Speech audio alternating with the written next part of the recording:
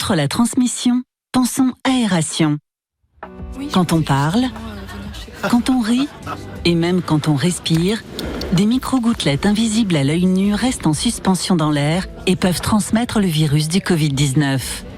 C'est pourquoi il est important d'aérer 10 minutes toutes les heures pour les faire disparaître.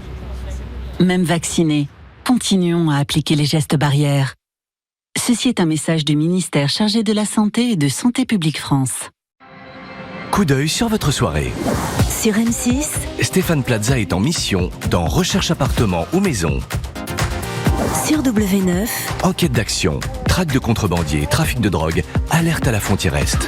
sur Sister, Enquête ultra sensible pour l'unité spéciale du Hawaii 5-0.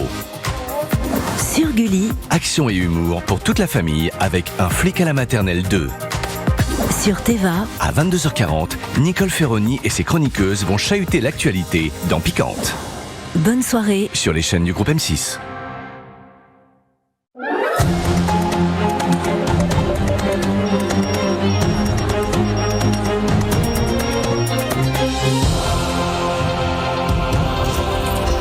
Bonsoir à toutes et à tous et bienvenue dans votre journal. Il est 19h45, nous sommes le vendredi 11 mars. Voici les titres de l'actualité. La ville de Kiev, encerclée par l'armée qui se rapproche du centre, une ville transformée en forteresse selon son maire.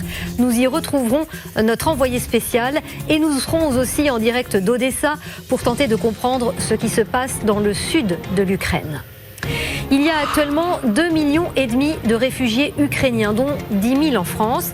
Comment sont-ils accueillis? Nous avons suivi des familles, mais aussi des associations qui les aident dans cette difficile transition.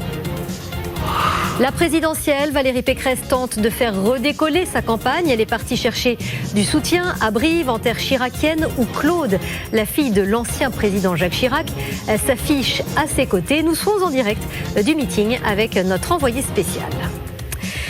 Nous nous offrirons également une respiration au salon de la plongée qui vient d'ouvrir ses portes à Paris. Notre reporter a enfilé un scaphandre, il s'est pris pour un détective des mers. Il nous racontera ses expériences.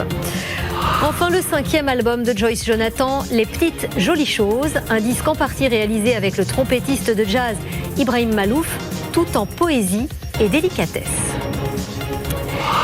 La bataille de Kiev est-elle sur le point de commencer? En tout cas, les chars russes ont opéré un mouvement. La longue colonne qui s'étendait sur plus de 60 km au nord s'est redéployée autour de la capitale. Certains chars d'assaut sont arrivés à la lisière de la ville, une ville dans laquelle il reste 2 millions d'habitants puisque la moitié de la population a fui. Jessica Martinez.